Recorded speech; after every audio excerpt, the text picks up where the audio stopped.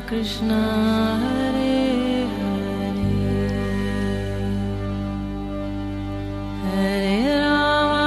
हरे राम राम राम हरे हरे। नमस्कार, रेडियो मानव रचना 107.8 पर मैं हूं सरिता आपके साथ। और श्रोताओं, कार्यक्रम शुरू हो चुका है आत्मदर्शन। जैसे कि आप सब जानते हैं, इस कार्यक्रम में हम बात करते हैं प्रभु श्री कृष्ण की, उनकी लीलाओं की, बहुत सारा ज्ञान आप तक पहुंचाने की कोशिश करते हैं विभिन्न पुस्तकों ग्रंथों के माध्यम से। और इस कार्यक्रम में हमेशा की तरह अपना ज्ञान हमारे साथ बांटने के लिए स्टूडियो में मौजूद हैं रागलेखा दासी जी, चरणाशीष युगाचार्य श्रीमद भक्ति वेदांत नारायण गोस्वामी जी की शिष्या। रागलेखा दासी जी, आपका स्वागत है हमारे स्टूडियो में। हरे कृष्ण जी। तो श्रोताओं, जैसा कि आप सुन रहे हैं हमारे इस कार्यक्रम को, पिछले कई एपिसोड से हम बात कर रहे हैं श्रीमद् भगवद गीता की। इस भगवद गीता में 18 अध्याय हैं और श्लोक दर श्लोक हमने आपको बहुत सारा ज्ञान देने की कोशिश की। बहुत सारे अध्याय हम कर चुके हैं। अंतिम अध्याय पे हम लोग हैं और 18वां अध्याय जो इसका अंतिम अध्याय है, और ज्ञान योग की बात हो रही है। जैसे कि कई बार मैं पहले भी बता चुकी हूँ कि इसके जो पहले 6 अध्याय वो कर्म योग पे हैं, उससे अगले 6 अध्याय भक्ति योग पर, और लास्ट के अंतिम जो 6 अध्याय हैं वो ज्ञान योग पर हैं। तो 18वां अध्याय हम कर रहे थे। कल हम 65वें श्लोक पर थे इसके, जिसमें हमने मन मना भक्त के बारे में जाना, मद भक्त के बारे में जाना। तो आज हम आगे बढ़ेंगे और जानेंगे रागलेखा दासी जी से कि आगे किस तरह के भक्तों का वर्णन इन श्लोकों में है। जी रागलेखा दासी जी। जी, तो 65वां श्लोक कहता है, मन मना भव मद भक्तो मद्याजी माम नमस्कुरु मामे वेश्यसी सत्यम ते प्रतिजाने प्रियोस्मि में।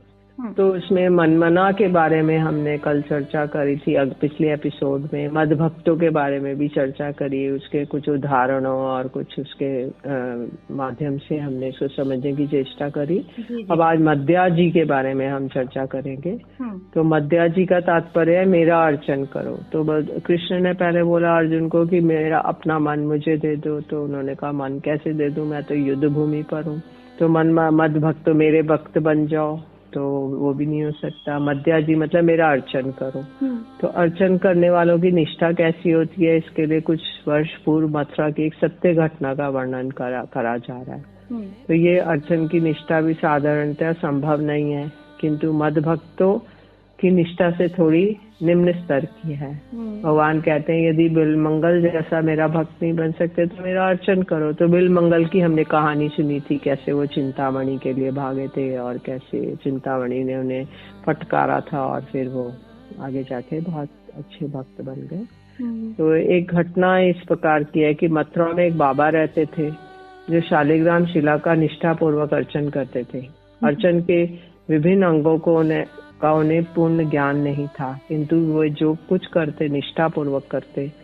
उन्होंने प्रतिज्ञा की थी कि प्रातः ब्रह्म मुहूर्त में यमुना में स्नान करके यमुना जल से ही मैं शालिग्राम का अर्चन करूंगा। एक बार की बात है, माघ महीने की अमावस्या थी, घनघोर अंधकार, उस पर भी रात भर वर्षा होती रही और हवा के तेज झोंके चलते रहे। आकाश में तारों के न होने के कारण उन्हें समय का ज्ञान नहीं हो पाया और वे ब्रह्म मुहूर्त से भी पहले उठकर यमुना स्नान के लिए चल पड़े। यमुना जी का पानी बर्फ की तरह ठंडा था। ठंड के मारे उनका बुरा हाल हो गया, तथापि उन्होंने नियम की रक्षा के लिए अब उन्होंने यमुना जी में स्नान किया और ठाकुर जी के लिए जल लिया। जब वे वापस आ रहे थे तो अंधकार, वर्षा और शारीरिक अस्वस्थता के कारण उन्हें अत्यंत कठिनाई हो रही थी। वे बड़े चिंतित हुए कि मैं किस प्रकार घर जाकर ठाकुर जी की सेवा कर पाऊंगा। इतने में ही उन्होंने देखा कि सामने से लालटेन लेके कोई चला आ रहा है। जब वे और निकट आए तो देखा कि वह एक बालक है। बालक के सिर पर वर्षा से बचने के लिए कंबल था। वे बिल्कुल समीप आने पर बालक ने पूछा, बाबा आप कहाँ जाएंगे? उस व्यक्ति ने अपना ठिकाना बताया तो बालक ने पुनः कहा, मैं भी उधर ही जा रहा हूँ, आप मेरे साथ चलें, मैं आपको घर छोड़ दूंगा। वे उस बालक के साथ साथ चलने लगे। कब वे अपने घर पहुंच गए उन्हें पता नहीं चला। जब वे घर की ओर मुड़ने लगे तो उन्होंने सोचा ये बालक का नाम तो पूछ लूं, किंतु ये क्या, दूर दूर तक उस बालक का पता नहीं था और वे वहीं जड़वत खड़े रह गए और सोचने लगे, हाय मेरे वचन की रक्षा के लिए स्वयं वे छलिया कृष्ण इस रूप में आया और मुझे छलकर चला गया। तो उसके बाद ये मद्या जी का उदाहरण दिया कि मेरे ही अर्चन करो तो कैसे अर्चन की निष्ठा होती है। फिर माम नमस्कुरु, तो जब अर्जुन ने कहा कि मैं अर्चन भी नहीं कर सकता युद्ध भूमि पे, तो उन्होंने कहा अच्छा मुझे प्रणाम ही कर लो। तो इसके लिए यमराज जी और यमदूतों को उपदेश दे रहे हैं, हे दूतों, जिनकी जीवा श्री कृष्ण नाम का कीर्तन नहीं करती है, जिनका चित्त श्री कृष्ण के चरण कमलों का स्मरण नहीं करता, जिनका मस्तक एक बार भी कृष्ण को नमन नहीं करता, ऐसे असत लोगों को ही मेरे पास लाओ, क्योंकि वे कुछ भी भक्ति का कार्य नहीं करते हैं। शास्त्रों में अन्यत्र भी कहा गया है कि 10 अश्वमेध यज्ञ करने वाले को पुनः जन्म ग्रहण करना पड़ता है, किंतु जो कृष्ण को प्रणाम करते हैं वे पुनः जन्म नहीं ग्रहण करते, और जो कृष्ण को एक बार भी प्रणाम करते हैं उन्हें पुनः माता का स्तनपान नहीं करना पड़ता है। तो ये है माम नमस्कुरु, मेरे को प्रणाम करो।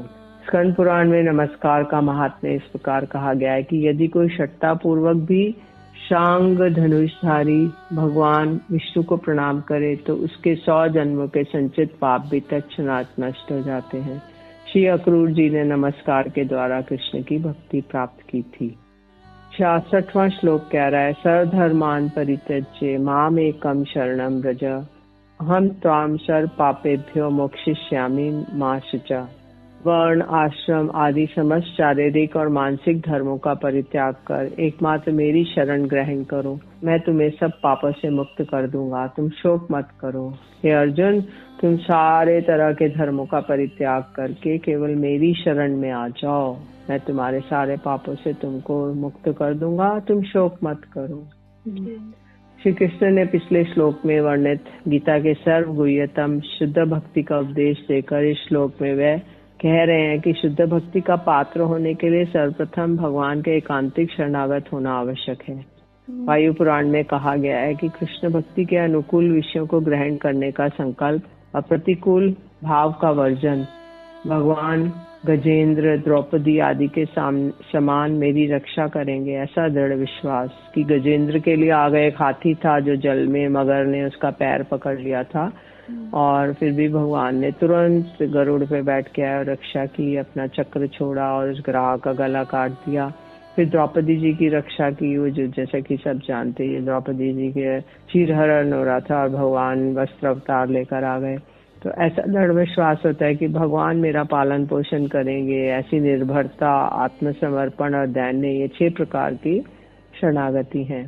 तो इस श्लोक में भगवान कह रहे हैं, मैंने ब्रह्म ज्ञान ईश्वरीय ज्ञान प्राप्त करने के लिए वर्णाश्रम आदि धर्म, संन्यास धर्म, वैराग्य, शम दम आदि का धर्म, ध्यान योग, ईश्वर की ईशता की वशीभूतता आदि जितने प्रकार के धर्मों का उपदेश दिया, ये उन सब का परित्याग करके एकमात्र भगवत स्वरूप मेरी शरणागति ग्रहण करो। ऐसा होने पर ही मैं तुम्हें संसार में तुम्हारे द्वारा किए गए समस्त पापों और जितने भी धर्म त्याग के कारण जो पाप होंगे उन सब पापों से उद्धार कर दूंगा।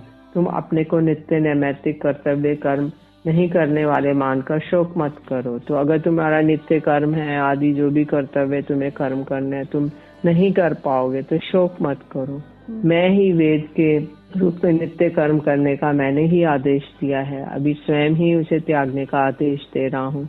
इसलिए नित्य कर्म से त्याग से तो मेरे पाप होने की संभावना ही कहाँ है, बल्कि मेरे इस आदेश से नित्य कर्म का अनुष्ठान करने से ही साक्षात मेरी आज्ञा का उल्लंघन करने के कारण तुम्हें पाप का भागी होना पड़ेगा। इससे सावधान हो, क्योंकि यदि कोई व्यक्ति किसी के शरणागत होता है तो मूल्य के द्वारा बिके हुए पशु की भांति उसके अधीन हो रहता है।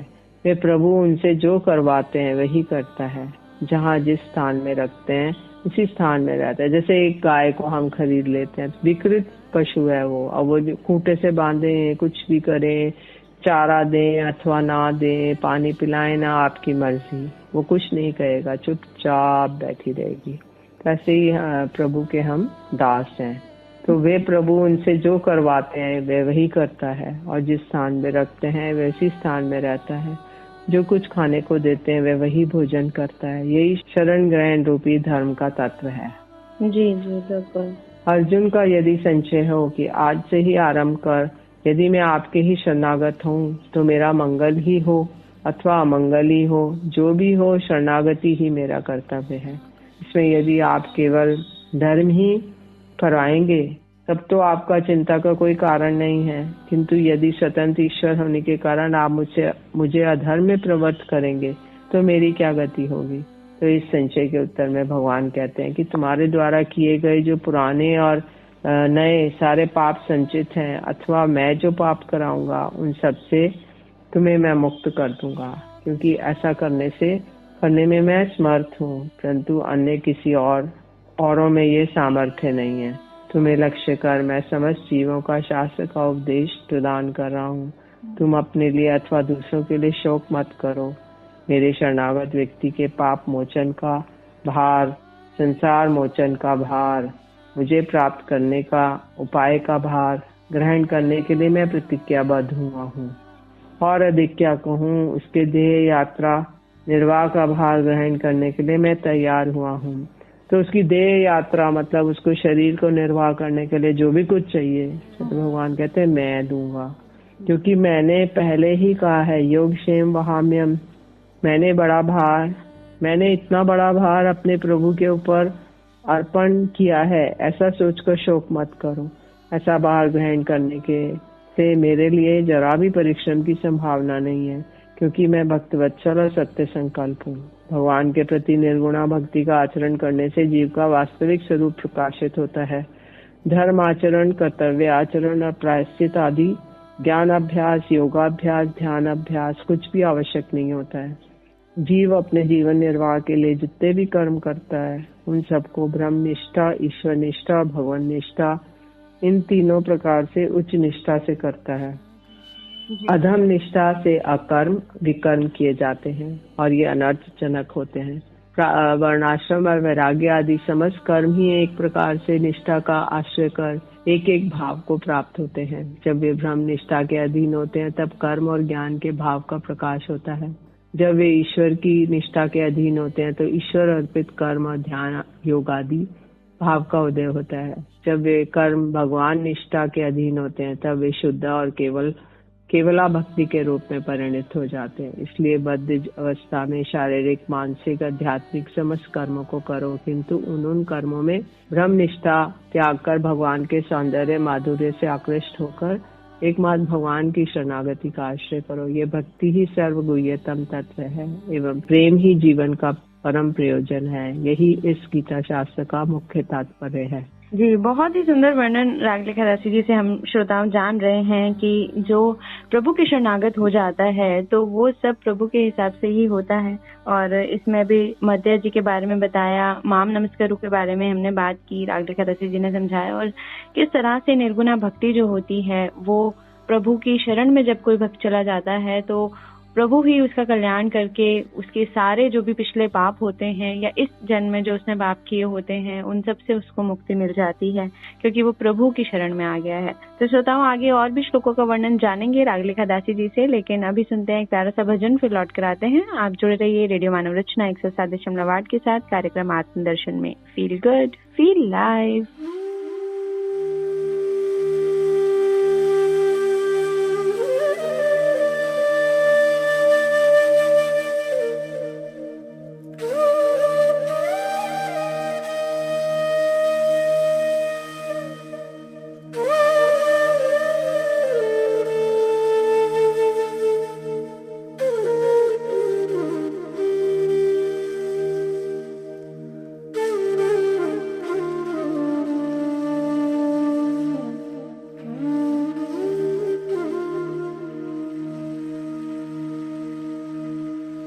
जयति तेऽधिकं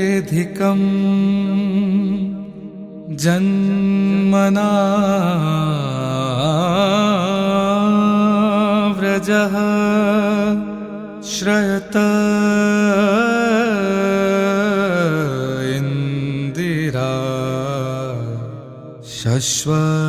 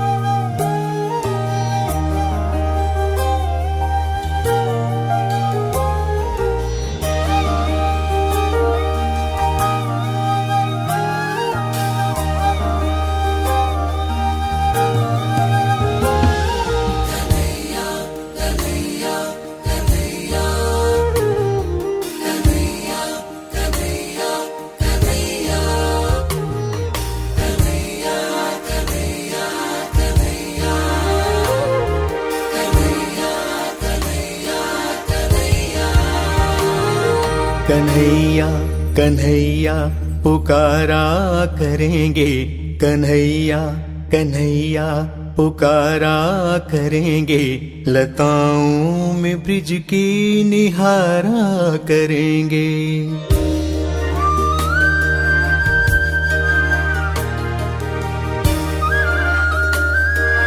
ओ कन्हैया कन्हैया पुकारा करेंगे, लताओं में ब्रिज की निहारा करेंगे। कन्हैया कन्हैया पुकारा करेंगे, लताओं में ब्रिज की निहारा करेंगे। कहीं तो मिलेंगे वो बांके बिहारी, कहीं तो मिलेंगे वो बांके बिहारी। उन्हीं के चरण चित लगाया करेंगे, कन्हैया कन्हैया पुकारा करेंगे, लताओं में ब्रिज की निहारा करेंगे। शरदुदाशये साधुजातसा सरसिजोदर श्रीमुषा दिशा, सुरतनाथ ते शुल्कदासिका, वरद निघ्नतो नेहतिं वदः, विषजलाप्यया व्याधराक्षसा, वर्षमारुता वैदितानला, विषमयात्मजा विश्वतो भया, विषभते वयं रक्षितामः। बनाकर हृदय में हम प्रेम मंदिर,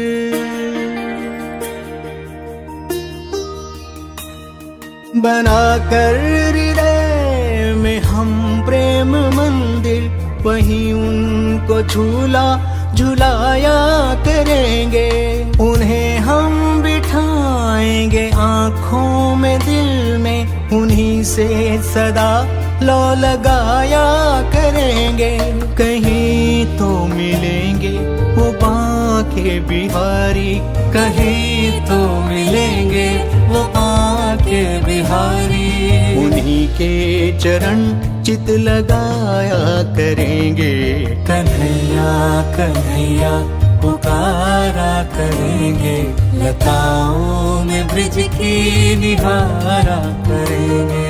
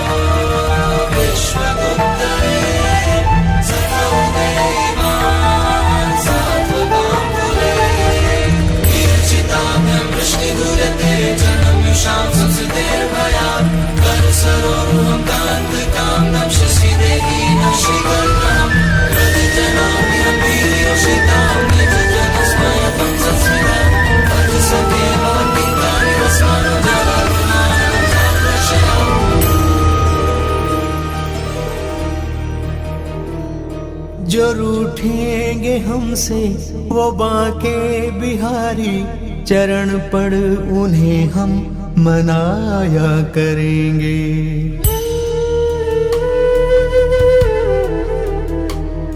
जो रूठेंगे हमसे वो बांके बिहारी, चरण पड़ उन्हें हम मनाया करेंगे। उन्हें प्रेम डोरी से हम बांध लेंगे, तो फिर वो कहाँ भाग जाया करेंगे। कहीं तो मिलेंगे वो बांके बिहारी, कहीं तो मिलेंगे वो Banke Bihari.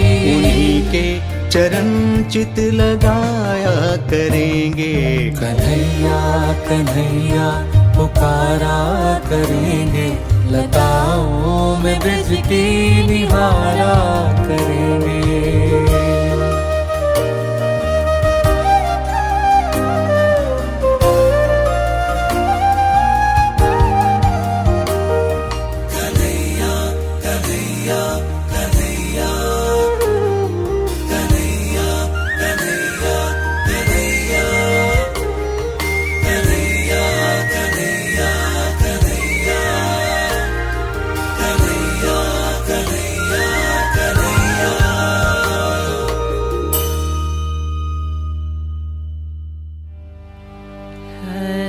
Krishna Hare Krishna Krishna Krishna Hare Hare Hare Rama Rama Rama Hare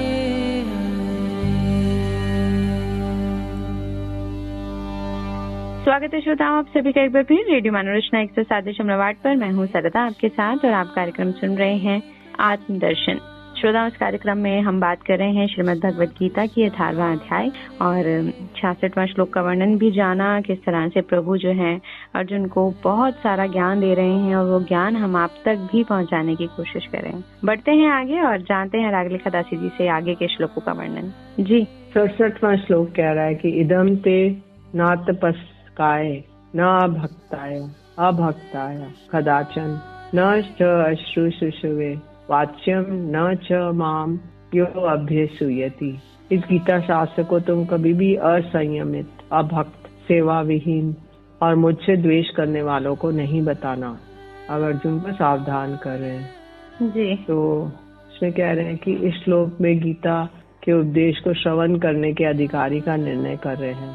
Krishna के प्रति द्वेष करने वाले, उनके चिन्मय शरीर को माइक मानने वाले गुरु अधिकारी का निर्णय कर रहे हैं और वैष्णवों में भक्ति रहित, अजितेंद्रिय, हरिगुरु वैष्णवों की सेवा से रहित व्यक्तियों को कभी भी गीता के तत्वों का उपदेश नहीं देना चाहिए। ये सभी गीता तत्व को श्रवण करने के अधिकारी नहीं है। कुछ लोग कृष्ण के इस उपदेश का सारांश को ग्रहण नहीं कर सकने के कारण मनमाने ढंग से कुपात्र को भी ये तत्व सुनाते हैं। वे समझते हैं कि कुपात्र को इसका उपदेश देना अधिक उदारता और दयालुता का परिचय है, किंतु ऐसा करने से कृष्ण के उपदेशों की अवज्ञा के कारण वे अपराधी हो पड़ते हैं। श्री कृष्ण स्वयं इस विषय को अच्छी तरह से समझते हैं कि कुपात्र को गीता का उपदेश देने का क्या कुफल है। अज्ञानी लोग इसे समझ नहीं पाते। कुछ लोग ऐसा प्रश्न उठा सकते हैं कि धर्म का उपदेश देने से पात्र की योग्यता और अयोग्यता का विचार करने से दया का अभाव झलकता है, किंतु ये बात ठीक नहीं है। कुछ लोग कहते हैं दया नहीं है इसलिए कुपात्र को नहीं दे रहे हो, तो योग्य पात्र में ही उपदेश का सुफल होता देखा जाता है। कुपात्र उन उपदेशों को सुन के उन उपदेशों की अवज्ञा करता है, इससे वे और भी पतित हो जाता है और अपराधी बन जाता है। इसका उदाहरण श्रुति में वर्णित है। एक बार देवताओं के अधिपति इंद्र और असुरों के प्रधान प्रहलाद के पुत्र विरोचन ब्रह्मा के निकट आत्म तत्व का उपदेश श्रवण करने के लिए गए थे। तत्व ज्ञान के उपयुक्त पात्र होने के कारण ब्रह्मा ने इंद्र को तत्व ज्ञान का उपदेश दिया और तत्व ज्ञान हुआ भी, किंतु कुपात्र होने के कारण विरोचन ब्रह्मा के द्वारा कथित तत्व ज्ञान के उपदेशों को ग्रहण नहीं कर सका।